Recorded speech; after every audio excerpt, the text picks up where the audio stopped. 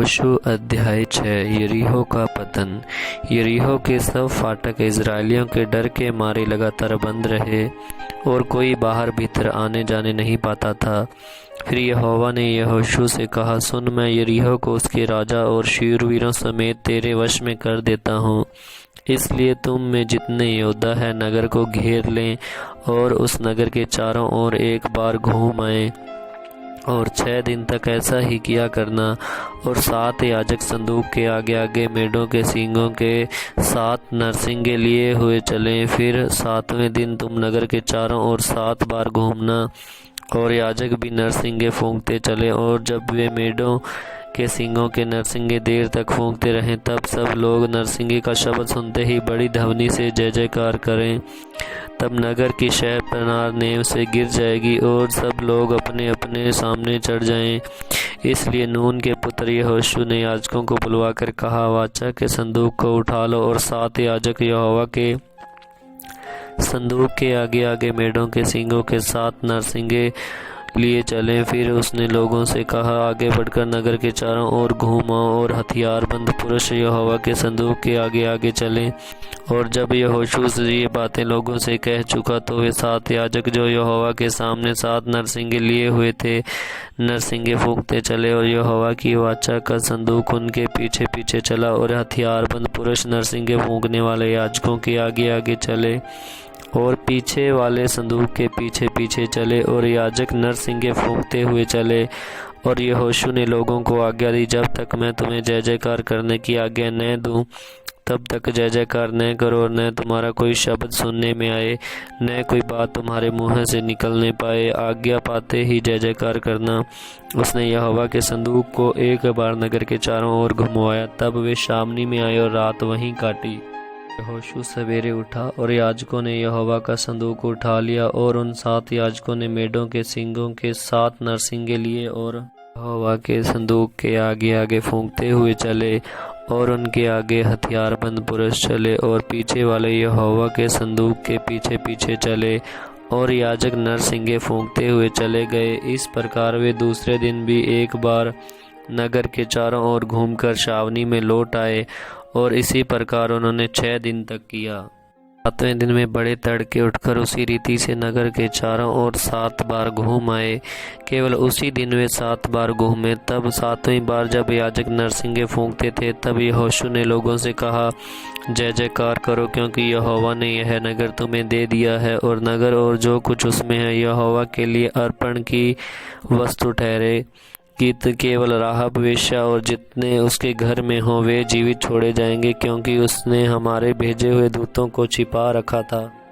और तुम अर्पण की हुई वस्तुओं से सावधानी से अपने आप को अलग रखो। ऐसा न हो कि अर्पण की वस्तु ठहराकर बाद में उसी अर्पण की वस्तु में से कुछ ले लो और इस प्रकार इजरायली छावनी को भ्रष्ट करके उसे कष्ट में डाल दो। सब चांदी, सोना और जो पात्र पित्तल और लोहे के हैं वे यहोवा के लिए पवित्र हैं और उसी के भंडार में रखे जाएं। तब लोगों ने जय जयकार किया और याजक नरसिंगे फूंकते रहे। और जब लोगों ने नरसिंगे का शब्द सुना तो फिर बड़ी ही ध्वनि से उन्होंने जय जयकार किया और शहर पनाह नींव से गिर पड़ी और लोग अपने अपने सामने से उस नगर में चढ़ गए और नगर को ले लिया। और क्या पुरुष, क्या स्त्री, क्या जवान, क्या बूढ़े, वर्ण, बैल, भेड़, बकरी, गधे और जितने नगर में थे उन सबों को उन्होंने अर्पण की वस्तु जानकर तलवार से मार डाला। तब यहोशू उन दोनों पुरुषों से जो उस देश का भेद लेने को गए थे अपनी शपथ के अनुसार उस वेश्या के घर में जाकर उसको और जो उसके पास हो उन्हें भी निकाल ले आओ। तब वे दोनों जवान भेदिए भीतर जाकर राहब को और उसके माता पिता, भाइयों और सब को जो उसके यहाँ रहते थे वरन उसके सब कुटुंबियों को निकाल लाए और इज़राइल की छावनी से बाहर बैठा दिया। तब उन्होंने नगर को जो कुछ उसमें था सबको आग लगाकर फूंक दिया। केवल चांदी, सोना और जो पात्र पित्तल और लोहे के थे उन्होंने उनको यहोवा के भवन के भंडार में रख दिया। और यहोशू ने राहाब वेश्या और उसके पिता के घराने को वरन उसके सब लोगों को जीवित छोड़ दिया और आज तक उसका वंश इज़राइलियों के बीच में रहता है, क्योंकि जो दूत यहोशू ने यरीहो का भेद लेने को भेजे थे उनको उसने छिपा रखा था। फिर उसी समय यहोशू ने इज़राइलियों के सम्मुख शपथ रखी और कहा, जो मनुष्य उठकर इस नगर यरीहो को फिर से बनाए वह यहोवा की ओर से शापित हो। जब वह उसकी नींव डालेगा तब उसका जेठा पुत्र मरेगा, और जब वह उसके फाटक लगवाएगा तब उसका छोटा पुत्र मर जाएगा। और यहोवा यहोशू के संग रहा, और यहोशू की कीर्ति उस सारे देश में फैल गई। यहोशू अध्याय 7। आकान का पाप। परंतु इज़राइलियों ने अर्पण की वस्तुओं में विषय में विश्वासघात किया, अर्थात यहूदा गोत्र का आकान जो जेहर वंशी जब्दी का पोता और कर्मी का पुत्र था, उसने अर्पण की वस्तुओं में से कुछ ले लिया। इस कारण यहोवा का कोप इज़राइलियों पर भड़क उठा। यहोशू ने यरीहो में से ए नामक नगर के पास, जो बेतावेन से लगा हुआ बेतेल के पूर्व की ओर है, कुछ पुरुषों को यह कहकर भेजा, जाकर देश का भेद ले आओ। और उन पुरुषों ने जाकर ए का भेद लिया, और उन्होंने यहोशू के पास लौटकर कहा, सब लोग वहां न जाएं, कोई 2-3 हजार पुरुष जाकर ए को जीत सकते हैं। सब लोगों को वहां जाने का कष्ट न दे, क्योंकि वे लोग थोड़े ही हैं, इसलिए कोई 3,000 पुरुष वहां जाए। परंतु ए के रहने वालों के सामने से भाग आए। तब ए के रहने वालों ने उनमें से कोई 36 पुरुष मार डाले, और अपने फाटक से शबारीम तक उनका पीछा करके उतराई में उनको मारते गए। तब लोगों का मन पिघलकर जल सा बन गया। तब यहोशू ने अपने वस्त्र फाड़े, और वह और इज़राइली वर्द लोग यहोवा के संदूक के सामने मुँह के बल गिरकर पृथ्वी पर सांझ तक पड़े रहे, और उन्होंने अपने अपने सिर पर धूल डाली। और यहोशू ने कहा, हाय प्रभु यहोवा, तुम अपनी इस प्रजा को यरदन पार क्यों ले आया? क्या हमें अमोरियों के वश में करके नष्ट करने के लिए ले आया है? भला होता कि हम संतोष करके यरदन के उस पार रह जाते। हाय प्रभु, मैं क्या कहूँ? जब इज़राइलियों ने अपने शत्रुओं को पीठ दिखाई है, क्योंकि शावनी वरन उस देश के सब निवासी यह सुनकर हमको घेर लेंगे और हमारा नाम पृथ्वी पर से मिटा डालेंगे, फिर तू अपने बड़े नाम के लिए क्या करेगा? यहोवा ने यहोशू से कहा, उठ खड़ा हो और जा, तू क्यों इस भांति मुँह के बल पृथ्वी पर पड़ा है? इज़राइलियों ने पाप किया है, और जो वाचा मैंने उनसे अपने साथ बंधाई थी उसको उन्होंने तोड़ दिया है। उन्होंने अर्पण की वस्तुओं से ले लिया, वरन चोरी भी की और छल करके उसको अपने सामान में रख लिया है। इस कारण इज़राइली अपने शत्रुओं के सामने खड़े नहीं रह सकते। वे अपने शत्रुओं को पीठ दिखाते हैं, इसलिए कि वे आप अर्पण की वस्तु बन गए हैं। और यदि तुम अपने मध्य में से अर्पण की वस्तु का सत्यानाश कर डालोगे, तो मैं आगे को तुम्हारे संग नहीं रहूंगा। उठ, प्रजा के लोगों को पवित्र कर, उनसे कह, सवेरे तक अपने अपने को पवित्र कर रखो, क्योंकि इज़राइल का परमेश्वर यहोवा यह कहता है, हे इज़राइल, तेरे मध्य में अर्पण की वस्तु, इसलिए जब तक तू अर्पण की वस्तु को अपने मध्य में से दूर न करे, तब तक तू अपने शत्रुओं के सामने खड़ा न रह सकेगा। सवेरे को तुम गोत्र गोत्र के अनुसार समीप खड़े किए जाओगे, और जिस गोत्र को यहोवा पकड़े वह एक एक कुल करके पास आए, और जिस कुल को यहोवा पकड़े वह घराना घराना उसके पास आए। फिर जिस घराने को यहोवा पकड़े वह एक एक पुरुष करके उसके पास आए। तब जो पुरुष अर्पण की वस्तु रखे हुए पकड़ा जाएगा, और जो कुछ उसका हो सब आग में डालकर जला दिया जाए, क्योंकि उसने यहोवा की वाचा को तोड़ा है और इज़राइल में अनुचित कर्म किया है। यहोशू सवेरे उठकर इज़राइलियों को गोत्र गोत्र करके समीप ले आया, और यहूदा का गोत्र पकड़ा गया। तब उसने यहूदा के परिवार को समीप किया, और जेरह वंशियों का कुल पकड़ा गया। फिर जेरह वंशियों के घराने के एक एक पुरुष को समीप लाया, और जब्दी पकड़ा गया।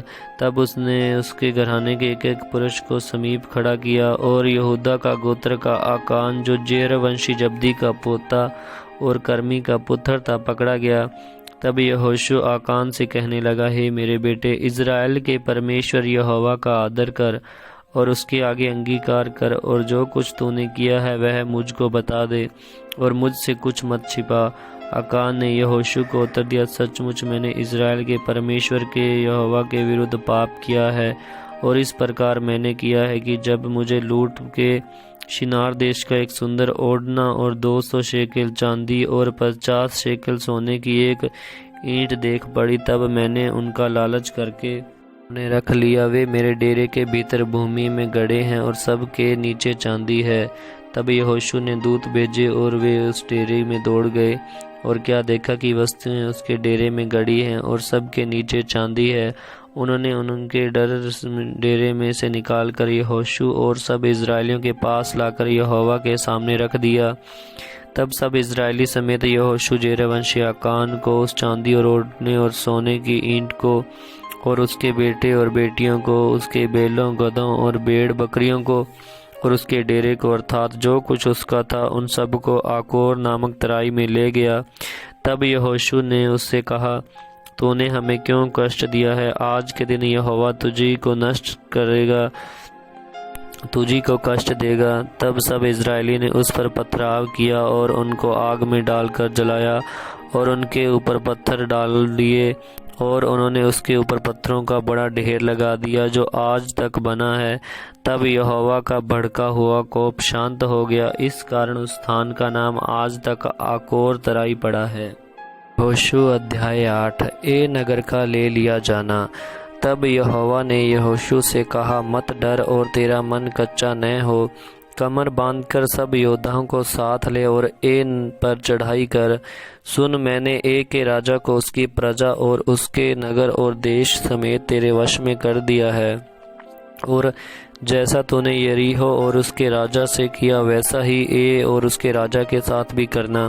केवल तुम पशुओं समेत उसकी लूट तो अपने लिए ले सकोगे, इसलिए उस नगर के पीछे की ओर अपने पुरुष घात में लगा दो। अतः यहोशू ने सब योद्धाओं समेत ए पर चढ़ाई करने की तैयारी की, और यहोशू ने 30,000 पुरुषों को जो शूरवीर थे चुनकर रात ही को आज्ञा देकर भेजा, और उनको यह आज्ञा दी, सुनो, तुम उस नगर के पीछे की ओर घात लगाए बैठे रहना, नगर से बहुत दूर न जाना, और सब के सब तैयार रहना, और मैं अपने सब साथियों समेत उस नगर के निकट जाऊंगा, और जब वे पहले के समान हमारा सामना करने को निकलें, तब हम उनके आगे से भागेंगे। तब वे यह सोचकर कि वे पहले की भांति हमारे सामने से भागे जाते हैं, हमारा पीछा करेंगे। इस प्रकार हम उनके सामने से भागकर उन्हें नगर से दूर निकाल ले जाएंगे। तब तुम घात में से उठकर नगर को अपना कर लेना, क्योंकि तुम्हारा परमेश्वर यहोवा उसको तुम्हारे हाथ में कर देगा। और जब नगर को ले लो, तब उसमें आग लगाकर फूंक देना। यहोवा की आज्ञा के अनुसार ही काम करना। सुनो, मैंने तुम्हें आज्ञा दी है। तब यहोशू ने उनको भेज दिया, और वे घात में बैठने को चले गए, और बेतेल और ए के मध्य में और ए की पश्चिम की ओर बैठे रहे। परंतु यहोशू उस रात को लोगों के बीच टिका रहा। यहोशू सवेरे उठा और लोगों को गिनती लेकर इजरायली वृद्ध लोगों समेत लोगों के आगे आगे ए की ओर चला, और उसके संग के सब योद्धा चढ़ गए, और ए नगर के निकट पहुंचकर उसके सामने उत्तर की ओर डेरे डाल दिए, और उनके और ए के बीच एक तराई थी। तब उसने कोई 5,000 पुरुष चुनकर बेतेल और ए के मध्य नगर के पश्चिम की ओर उनको घात में बैठा दिया। और अब लोगों ने नगर के उत्तर और सारी सेना को और उसके पश्चिम और घात में बैठे हुए लोगों को भी ठिकाने पर किया दिया। तब यहोशू उसी रात तराई के बीच गया, और जब ए के राजा ने यह देखा, तब वे फुर्ती करके सवेरे उठे, और राजा अपनी सारी प्रजा को लेकर इजरायलियों के सामने उनसे लड़ने को निकलकर ठहराए हुए स्थान पर जो अराबा के सामने है पहुंचा, और वह नहीं जानता था कि नगर के पिछली ओर लोग घात लगाए बैठे हैं। तब यहोशू और सब इजरायली उनसे मानो हार मानकर जंगल का मार्ग लेकर भाग निकले। तब नगर के सब लोग इजरायलियों का पीछा करने को पुकार पुकार के बुलाए गए, और वे यहोशू का पीछा करते हुए नगर से दूर निकल गए, और न ए में और न बेतेल में कोई पुरुष रह गया जो इजरायलियों का पीछा करने को न रह गया हो, और उन्होंने नगर को खुला हुआ छोड़कर इजरायलियों का पीछा किया। यहोवा ने यहोशू से कहा, अपने हाथ का बर्छा ए की ओर बढ़ा, क्योंकि मैं उसे तेरे हाथ में दे दूंगा। और यहोशू ने अपने हाथ के बर्छे को नगर की ओर बढ़ाया। उसके हाथ बढ़ाते ही जो लोग हाथ में बैठे थे वे झटपट अपने स्थान से उठे और दौड़कर नगर में प्रवेश किया और उसको ले लिया और झटपट उसमें आग लगा दी। जब एक के पुरुषों ने पीछे की ओर फिरकर दृष्टि की तो क्या देखा कि नगर का धुआं आकाश की ओर उठ रहा है और उन्हें न तो इधर भागने की शक्ति रही और न उधर, और जो लोग जंगल की ओर भाग जाते थे वे फिरकर अपने खदेड़ने वालों पर टूट पड़े। जब यहोशू और सब इजरायलियों ने देखा कि घातियों ने नगर को ले लिया है और उसका धुआं उठ रहा है, तब घूमकर एक के पुरुषों को मारने लगे और उनका सामना करने को दूसरे भी नगर से निकल आए। इसलिए वे इजरायलियों के बीच में पड़ गए और कुछ इजरायली तो उनके आगे और कुछ उनके पीछे थे। अतः उन्होंने उनको यहाँ तक मार डाला कि उनमें से न तो कोई बचने और न भागने पाया। और एक के राजा को वे जीवित पकड़कर यहोशू के पास ले आए। जब इजरायली एक के सभी निवासियों को मैदान में अर्थात उस जंगल में वहाँ उन्होंने उनका पीछा किया था घात कर चुके और वे सब के सब तलवार से मारे गए, यहाँ तक कि उनका अंत ही हो गया। तब सब इजरायलियों ने एक को लौटकर उसे भी तलवार से मारा और स्त्री पुरुष सच मिलाकर जो उस दिन मारे गए थे वे 12,000 थे। और एक के सब पुरुष इतने ही थे, क्योंकि जब तक यहोशू ने एक के सब निवासियों का सत्यानाश न कर डाला तब तक उसने अपना हाथ जिससे वर्षा बढ़ाया था फिर न खींचा। यहोवा की उस आज्ञा के अनुसार जो उसने यहोशू को दी थी, इजरायलियों ने पशु आदि नगर की लूट अपनी कर ली। तब यहोशू ने एक को फुंकवा दिया और उसे सदा के लिए खंडर कर दिया। वह आज तक उजाड़ पड़ा है। और एक के राजा को उसने सांझ तक वृक्ष पर लटका रखा और सूर्य डूबते डूबते यहोशू की आज्ञा से उसका शव वृक्ष पर से उतारकर नगर के फाटक के सामने डाल दिया गया और उस पर पत्थरों का बड़ा ढेर लगा दिया जो आज तक बना है। एबाल पर्वत पर व्यवस्था का पाठ। तब यहोशू ने इज़राइल के परमेश्वर यहोवा के लिए एबाल पर्वत पर एक वेदी बनवाई, जैसा यहोवा ने के दास मूसा ने इज़राइलियों को आज्ञा दी थी। और जैसा मूसा की व्यवस्था की पुस्तक में लिखा है, उसने समूचे पत्थरों की एक वेदी बनवाई जिस पर औजार नहीं चलाया गया था, और उस पर उन्होंने यहोवा के लिए होम बलि चढ़ाई और मेल बलि किए। उसी स्थान पर यहोशू ने इज़राइलियों के सामने उन पत्थरों के ऊपर मूसा की व्यवस्था जो उसने लिखी थी उसकी नकल कराई। और वे क्या देसी क्या परदेसी सारे इज़राइली अपने वृद्ध लोगों, सरदारों और न्यायियों समेत यहोवा की वाचा का संदूक उठाने वाले लेवियों के सामने उस संदूक के इधर उधर खड़े हुए, अर्थात आधे लोग तो गिरिजीम पर्वत के और आधे एबाल पर्वत के सामने खड़े हुए, जैसा कि यहोवा के दास मूसा ने पहले से आज्ञा दी थी कि इज़राइली प्रजा को आशीर्वाद दिया जाए। उसके बाद उसने आशीष और शाप की व्यवस्था के सारे वचन जैसे जैसे व्यवस्था की पुस्तक में लिखे हैं वैसे पढ़कर सुना दिए। जितनी बातों की मूसा ने आज्ञा दी थी उनमें से कोई ऐसी बात नहीं रह गई जो यहोशू ने इज़राइलियों की सारी सभा और स्त्रियों और बाल बच्चों और उनके साथ रहने वाले परदेसी लोगों के सामने भी पढ़कर न सुनाई। यहोशू अध्याय 9। गिबोनियों का छल। यह सुनकर हित्ती, अमोरी, कनानी, परिजी, हिबी और यबूसी जितने राजा यरदन के इस पार पहाड़ी देश में और नीचे के देश में और लबानोन के सामने के महासागर के तट पर रहते थे, वे एक मन होकर यहोशू और इज़राइलियों से लड़ने को इकट्ठे हुए। जब गिबोन के निवासियों ने सुना कि यहोशू ने यरीहो और एक से ऐसा किया तब उन्होंने छल किया और राजदूतों का भेष बनाकर अपने गधों पर पुराने बोरे और पुराने फटे और जोड़े लगे हुए मदिरा के कुप्पे लादकर अपने पाँवों में पुरानी पेबंद लगी हुई जूतियां और तन पर पुराने वस्त्र पहने और अपने भोजन के लिए सूखी और फफूंदी लगी हुई रोटी ले ली। तब वे गिलगाल की छावनी में यहोशू के पास जाकर उससे और इज़राइली पुरुषों से कहने लगे, हम दूर देश से आए हैं, इसलिए अब तुम हमसे वाचा बांधो। इज़राइली पुरुषों ने उन हिबियों से कहा, क्या जाने तुम हमारे मध्य में ही रहते हो, फिर हम तुमसे वाचा कैसे बांधे। उन्होंने यहोशू से कहा, हम तेरे दास हैं। तब यहोशू ने उनसे कहा, तुम कौन हो और कहाँ से आए हो।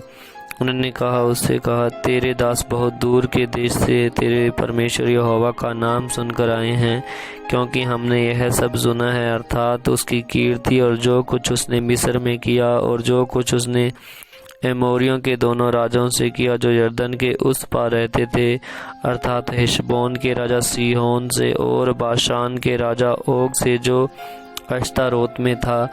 इसलिए हमारे यहाँ के वृद्ध लोगों ने और हमारे देश के सब निवासियों ने हमसे कहा कि मार्ग के लिए अपने साथ भोजन वस्तु लेकर उनसे मिलने को जाओ, और उनसे कहा कि हम तुम्हारे दास हैं, इसलिए अब तुम हमसे वाचा बांधो। जिस दिन हम तुम्हारे पास चलने को निकलें उस दिन तो हमने अपने अपने घर से यह रोटी गर्म और ताज़ी ली थी, परंतु अब देखो यह सूख गई है और इसमें फफूंदी लग गई है। फिर ये जो मदिरा के कुप्पे हमने भर लिए थे तब तो नए थे, परंतु देखो तब ये फट गए हैं, और हमारे वस्त्र ये जूतियाँ बड़ी लंबी यात्रा के कारण पुरानी हो गई हैं। तब उन पुरुषों ने यहोवा से बिना सलाह लिए उनके भोजन में से कुछ ग्रहण किया।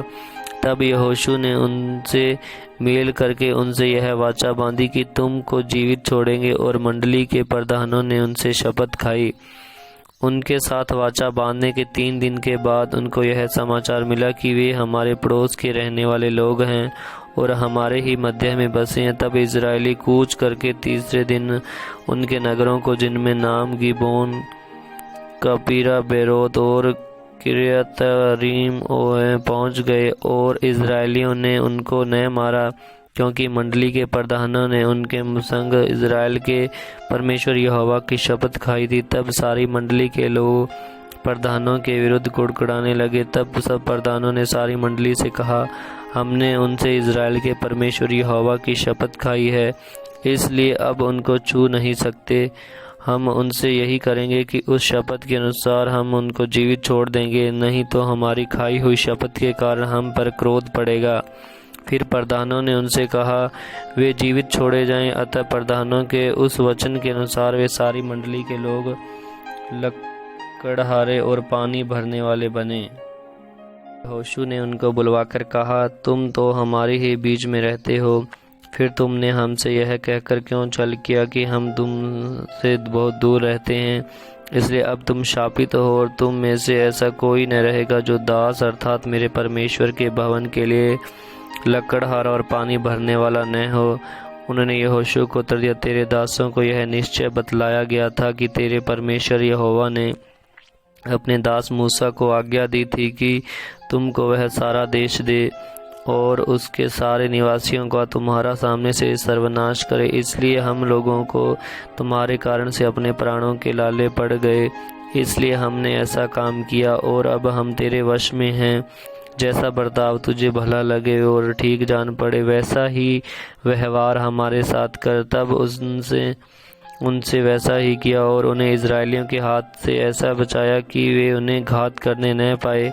परंतु यहोशू ने उसी दिन उनको मंडली के लिए और जो स्थान यहोवा चुन ले उसमें उसकी वेदी के लिए लकड़हारे और पानी भरने वाले नियुक्त कर दिए, जैसा आज तक है। यहोशू अध्याय 10। एमोरियों पर विजय। जब यरूशलेम के राजा अदोनी सेदक ने सुना कि यहोशू ने ए को ले लिया और उसका सत्यानाश कर डाला है, और वैसा उसने यरीहो और उसके राजा से किया, वैसा ही ए और उनके राजा से भी किया है, और यह भी सुना कि गिबोन के निवासियों ने इजरायलियों से मेल किया और उनके बीच रहने लगे हैं, तब वे बहुत डर गए, क्योंकि गिबोन बड़ा नगर वरन राजनगर के तुल्य और ए से बड़ा था, और उसके सब निवासी शूरवीर थे। इसलिए यरूशलेम के राजा अदोनी सेदक ने हेब्रोन के राजा होहाम, यूतमर्द के राजा पिराम, लाकीश के राजा यापी और एग्लोन के राजा तबीर के पास यह कहला भेजा, मेरे पास आकर मेरी सहायता करो और चलो हम गिबोन को मारें, क्योंकि उसने यहोशू और इजराइलियों से मेल कर लिया है। इसलिए यरूशलेम, हेब्रोन, युब्रोत, लाकीश और एग्नोन के 5 अमोरी राजाओं ने अपनी सारी सेना इकट्ठी करके चढ़ाई कर दी और गिबोन के सामने डेरे डालकर उससे युद्ध छेड़ दिया। तब गिबोन के निवासियों ने गिलगाल की छावनी में यहोशू के पास यों कहला भेजा, अपने दासों की ओर से तू अपना हाथ न हटाना, शीघ्र हमारे पास आकर हमें बचा ले और हमारी सहायता कर, क्योंकि पहाड़ पर रहने वाले एमोरियों के सब राजा हमारे विरुद्ध इकट्ठे हुए हैं।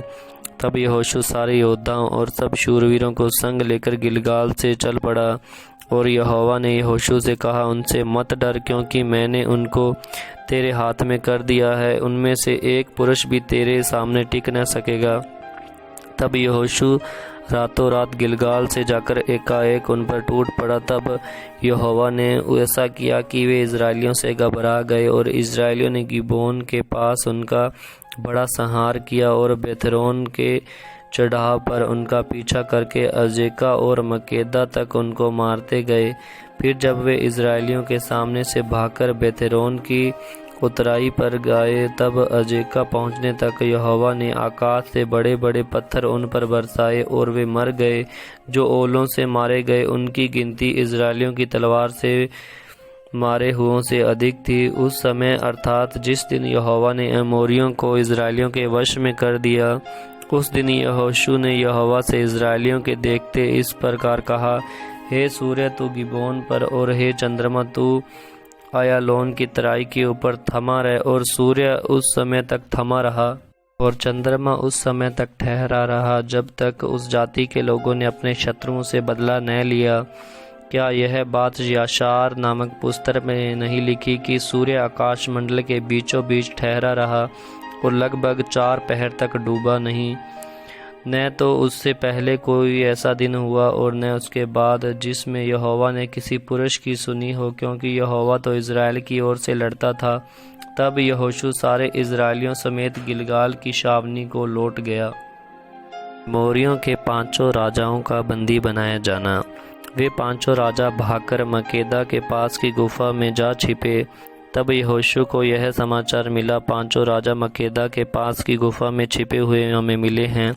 यहोशू ने कहा, गुफा के मुंह पर बड़े बड़े पत्थर लुढ़काकर उनकी देखभाल के लिए मनुष्यों को उसके पास बैठा दो, परंतु तुम मत ठहरो। अपने शत्रुओं का पीछा करके उनमें से जो जो पिछड़ गए हैं उनको मार डालो।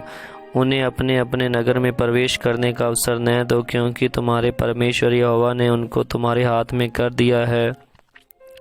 जब यहोशू और इज़राइली उनका संहार करके उन्हें नष्ट कर चुके और उनमें से जो बच गए थे वे अपने अपने गढ़ वाले नगर में घुस गए, तब सब लोग मकेदा की छावनी को यहोशू के पास कुशल क्षेम से लौट आए और इज़राइलियों के विरुद्ध किसी ने जीभ तक न हिलाई। तब यहोशू ने आज्ञा दी, गुफा का मुँह खोलकर उन 5 राजाओं को मेरे पास निकाल ले आओ। उन्होंने वैसा ही किया और यरूशलेम, हेब्रोन, यमूत, लाकीश और एग्लोन के उन 5 राजाओं को गुफा में से उसके पास निकाल ले आए। जब वे उन राजाओं को यहोशू के पास निकाल ले आए, तब यहोशू ने इज़राइल के सब पुरुषों को बुलाकर अपने साथ चलने वाले योद्धाओं के प्रधान से कहा, निकट आकर अपने अपने पांव इन राजाओं की गर्दन पर रखो। और उन्होंने निकट जाकर अपने अपने पांव उनकी गर्दनों पर रखे। तब यहोशू ने उनसे कहा, डरो मत और न तुम्हारा मन कच्चा हो, हिया बांधकर दृढ़ हो, क्योंकि यहोवा तुम्हारे सब शत्रुओं से जिनसे तुम लड़ने वाले हो ऐसा ही करेगा। इसके बाद यहोशू ने उनको मरवा डाला और 5 वृक्ष पर लटका दिया और वे सांझ तक उन वृक्षों पर लटके रहे। सूर्य डूबते डूबते यहोशू से आज्ञा पाकर लोगों ने उन्हें उन वृक्ष पर से उतार के उसी गुफा में जहां वे छिप गए थे डाल दिया और उस गुफा के मुंह पर बड़े बड़े पत्थर रख दिए। वे आज तक वहीं रखे हुए हैं। और अधिक एमोरी राज्य पर विजय। उसी दिन यहोशू ने मकेदा को ले लिया और उसको तलवार से मारा और उसके राजा का सत्यानाश किया। जितने प्राणी उसमें थे उन सबों में से किसी को जीवित न छोड़ा। और जैसा उसने यरीहो के राजा के साथ किया था वैसा ही मकेदा के राजा से भी किया। तब यहोशू सब इजराइलियों समेत मकेदा के से चलकर लिब्ना को गया और लिब्ना से लड़ा, और यहोवा ने उसको भी राजा समेत इजराइलियों के हाथ में कर दिया। और यहोशू ने उसको और उसमें के सब प्राणियों को तलवार से मारा और उसमें से किसी को भी जीवित न छोड़ा। और उसके राजा से वैसा ही किया जैसा उसने यरीहो के राजा के साथ किया था। फिर यहोशू सब इजरायलियों समेत लिब्ना से चलकर लाकीश को गया और उसके विरुद्ध छावनी डालकर लड़ा, और यहोवा ने लाकीश को इजराइल के वश में हाथ में कर दिया। दूसरे दिन उसने जीत लिया, और जैसा उसने लिब्ना के सब प्राणियों को तलवार से मारा था वैसा ही उसने लाकीश से भी किया। तब गेजेर का राजा होराम लाकीश की सहायता करने को चढ़ आया, और यहोशू ने प्रजा समेत उसको भी ऐसा मारा कि उसके लिए किसी को जीवित न छोड़ा। फिर यहोशू सब इजरायलियों समेत लाकीश से चलकर एग्लोन को गया और उसके विरुद्ध छावनी डालकर युद्ध करने लगा, और उसी दिन उन्होंने उसको ले लिया और उसको तलवार से मारा। और उसी दिन जैसा उसने लाकीश के सब प्राणियों का सत्यानाश कर डाला था वैसा ही उसने एग्लोन से भी किया। फिर यहोशू सब इजरायलियों समेत एग्लोन से चलकर हेब्रोन को गया और उससे लड़ने लगा, और उन्होंने उससे भी ले लिया और उसको और उसके राजा और सब गांवों और उनमें के सब प्राणियों को तलवार से मारा। जैसा यहोशू ने एग्लोन से किया था वैसा ही उसने हेब्रोन में भी किसी को जीवित न छोड़ा।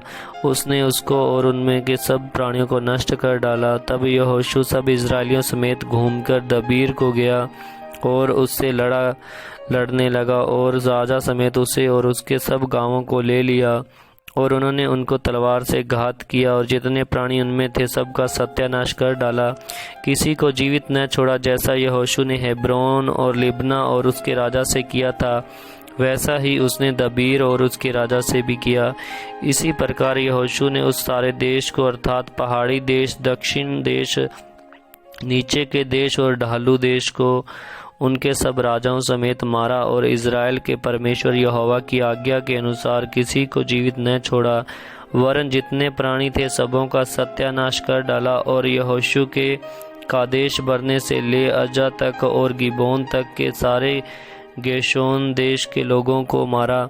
इन सब राजाओं को उनके देशों समेत यहोशू ने एक ही समय में ले लिया, क्योंकि इज़राइल का परमेश्वर यहोवा इज़राइल की ओर से लड़ता था। तब यहोशू सब इज़राइलियों समेत गिलगाल की छावनी में लौट गया।